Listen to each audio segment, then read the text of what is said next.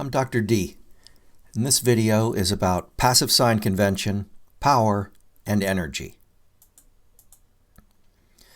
Passive sign convention is needed to properly assign voltage polarities, and that will in turn help us determine whether or not power and energy is absorbed or delivered. These are your learning objectives.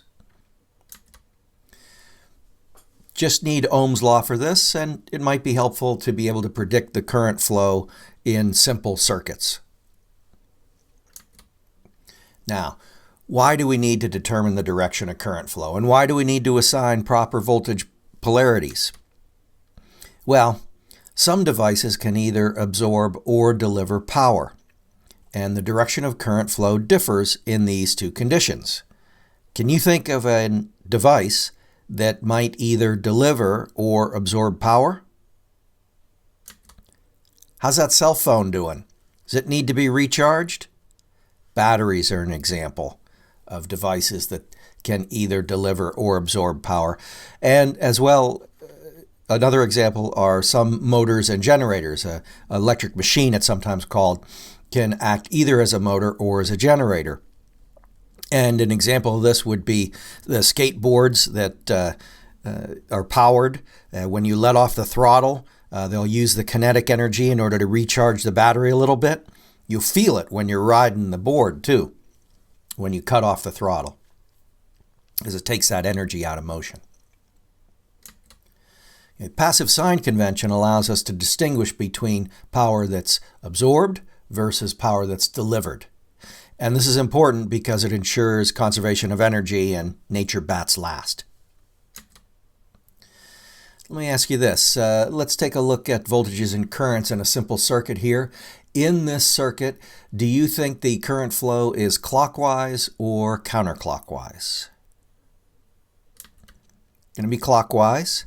Plus side of the battery or the source is the high pressure side of a pump driving current clockwise. Now, what's the voltage across the resistor? And where's the plus sign associated with that? Top or bottom? Okay. Voltage is going to be 10 volts. These elements are in parallel. That means their voltage is the same. That includes the polarity. So the source had the plus sign at the top. The resistor is going to have the plus sign at the top. Interestingly, these two elements are also in series. It's a special case. Being in parallel, they share the same voltage. Okay. Again, polarity and value. Being in series, they share the same current. In this case, 2 amps. Taking a look at this and the flow of current, clockwise, up, over, down, across. Do you notice anything unusual about the current direction and the voltage polarities? Current flow differs with respect to the voltage polarity. Here the current flow is going up, here the current flow is going down, yet there's a plus voltage at the upper node in both cases. For the resistor, current is flowing from plus to minus. It's analogous to a flow from high pressure to low pressure. Seems reasonable, seems normal. High pressure to low pressure. For the voltage source, the current flows from minus to plus, as if it's flowing from low pressure to high pressure. Now, why would this occur? Well, it's a source. It's an active element, we would say. It's delivering power to the system. So the source has a power, V times I, of 20 watts delivered. Resistor has a power, V times I, of 20 watts absorbed.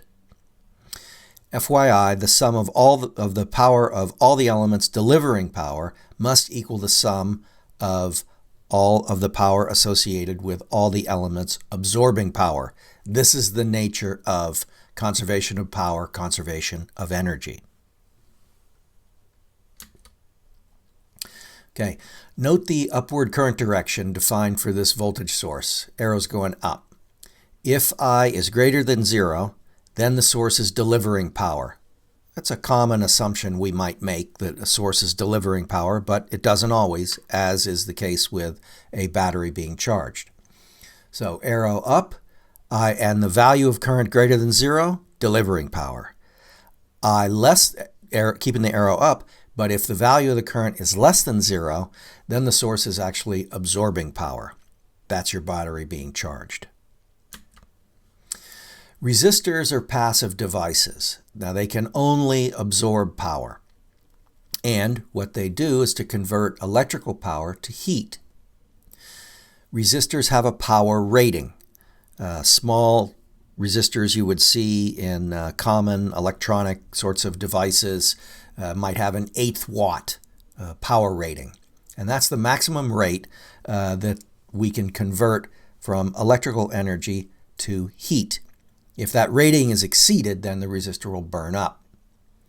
We treat the conversion from electrical energy to heat as irreversible. That's from an electrical perspective. This blue rectangle is meant to represent a generic electrical component. Notice the direction of current and the polarity of the voltage.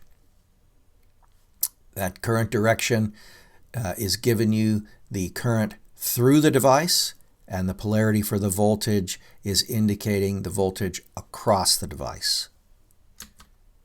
True or false? If V is 5 and I is -3, then the power is 15 watts delivered. That's true. Since I is negative, the true direction is up, and that's matching the condition we would have for a source, for example, that's delivering power. True or false? If V is -5 and I is -3, then the power is 15 watts absorbed. That is true. These are both negative. Turn them around and redraw the circuit if that might improve clarity. Here you go. So we actually have 3 amps going up. Redraw that arrow going up. We have 5 volts with the plus sign down. Redraw that. Now you see a positive current entering the positive terminal. That is associated with power absorbed. True or false? V is 5, I is 3. Then we have a power of -15 watts absorbed. That is true. Is the same as +15 delivered. Now, energy is the integral of power. Power has units of watts, which is a joule per second. When we integrate with respect to time, we pick up our units change by picking up a product with seconds. Therefore, energy will have the units of joules. And energy may be delivered or absorbed, as with power. If V is 10 volts and I is 2 amps, then the energy absorbed after 100 seconds is 2,000 joules. We have 20 watts times 100 seconds, 2,000 joules. A passive sign convention establishes the right way to define the current and voltage to ensure conservation of energy. Notice that, or take note that for passive elements like resistors, there is no fixed polarity or current direction. You could pull a resistor out of a circuit, turn it around, and put it back in, and it would behave exactly the same. This is not true for a source. This picture up here summarizes passive sign convention. You have the current arrow entering the positive voltage terminal, and if V and I are both greater than 0, then power is absorbed. If you're a visual learner like me, this picture right here will summarize this entire concept of passive sign convention. Now, when we begin an analysis, we often don't know the current direction.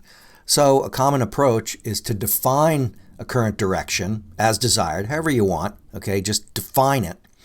Then, be careful, label voltage polarities on passive devices using the passive sign convention, whereby the current enters the positive terminal.